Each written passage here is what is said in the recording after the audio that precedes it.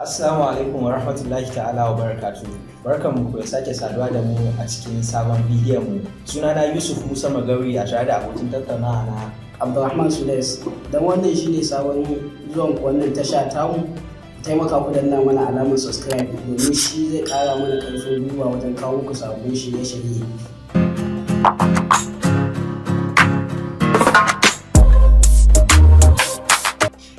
Maudu'inmu na yau muna so mu yi magana ne akan mahimmancin karanta Alkur'ani. So, Malam Rahman, ka san in ka lura su da yawa zaka ga yanzu wallahi al'ummar mu na yau cikin halin da muka tsinta kanmu ana bala'in sakaci da karanta Alkur'ani sosai. Za ka ga mutum yanzu saboda ko yanayin aiki ko kuma wasu hidimomi na rayuwa na yau da kullum an san akwai hidimomi amma duk yanda aka ce kana da hidimomi a rayuwa bai kamata a ce ya hana ka karanta Alkur'ani ba. Saboda shi wallahi Alkur'anin nan in dai za ka ba shi lokaci to wallahi akwai lokuta da yawa za ka iya karantawa kai wallahi ko aya ɗaya ko aya da karanta Alkur'ani duk rana zai ma amfani sosai. So za ka ga mutanen mu suna bala'in sakaci da karanta Alkur'ani kuma yana da muhimmanci. Bai kamata a ce mutane yanzu ana sakaci da irin wannan karanta Alkur'ani a rayuwa ba wanda shi ne zai taimake mu a duniya da lahira sosai. Za ka gama yanzu a mutanenmu wallahi ba wai ina magana ba ne ko wani abu na akwai wanda wallahi yanzu da girman shi ka ce mai karanta ma Alkur'ani wallahi bai iya ba zai iya ba. So kaga wani irin hali ne muka tsinta kanmu a wannan rayuwa yanzu wallahi. Kaga ai wannan ba abu bane wanda za mu alfahari da shi a ce da girman ka ka taso ka zama to kana shekara 30 amma ba ka iya ɗaukan Alkur'ani da karanta ko harafi daya ai kuskure ne. Kuma ba wai ina magana bane dan cewa dan baka iya din ba ina aibata ka ko wani abu. Wallahi dan uwa ko a yanzu ka koma wallahi in ka koya wallahi zaka iya saboda akwai wanda da yawa ma zaka ga wallahi da shekarunsu wallahi suka je su koya kuma su haddace Alkur'ani. Yanzu ma baka ga yara kanana su ne suke haddace Alkur'ani ba babba sai ka ga yana cewa aiki ya bai yawa kaza amma kananan yara su ne za ka ga yaro ɗan shekara 8, 7, 10 sun haddace Alkur'ani.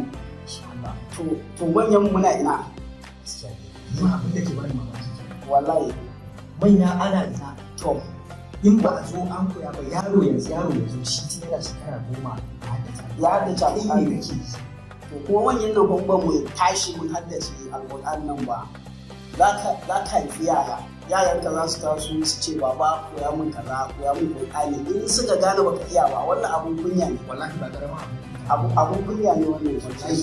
a ce ɗanka da ka haifa a cikinka ya zo ya ce baba koya min kaza ko kuma an bani assignment a makaranta da kasa wa abun kunya ne wallahi musamman ma ta fannin Qur'ani musamman ta fannin Qur'ani wannan abu ne wanda ya kamata a ce kuma kanmu nasiha.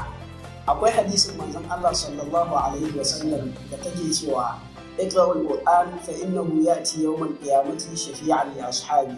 Yawwa ana rabu wannan hadisin da ka janyo wallahi hadisi ne saboda wannan hadisin tana magana ne uwa akan cewa in dai za ka karanta Alkur'ani to wallahi tabbas sai ta zama juma abinci tura na tashin kiyama. So ɗan wallahi ya kamata a ce mu zama to wannan abin da zama to ya ga mana ciki yawa karanta Alkur'ani wallahi in za ka karanta Alkur'ani ba abin da za ka taɓa a rayuwar duniya daga lahira da zama alkhairi. Wallahi shi ne mafara yan uwa ka fara ko da aya da ɗaya da ikon Allah da yadda rayuwarka zai canza bismillahi ta'ala wannan yawa. So Allah raba kamar ina tunanin ya kamata a kan janyo musu aya ɗaya ko biyu a cikin su san muhimmancin karanta Alkur'ani. نعم أعوذ بالله من الشيطان الرجيم بسم الله الرحمن الرحيم إن هذا القرآن يهدي للتي هي أقوم ويبشر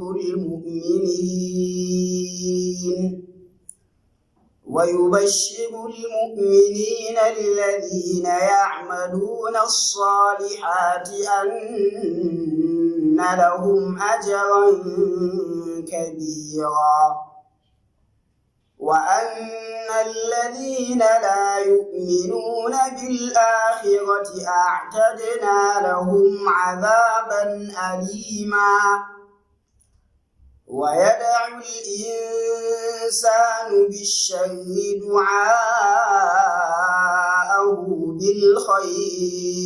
بالخير وكان الإنسان عجولا.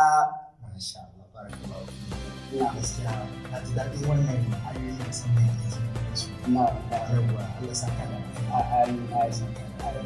so dan kuwa wannan ne nasiha da su da cikin nasiha da muke so ba su da mu tare a cikin tare so mun gode Allah saka da kai. Idan wannan shine farkon zuwan wannan channel din, muna so ku danna mana alamar subscribe da alamar kararrawa domin da mun saki sabon bidiyo za a sanar da ku. Wassalamu alaikum wa rahmatullahi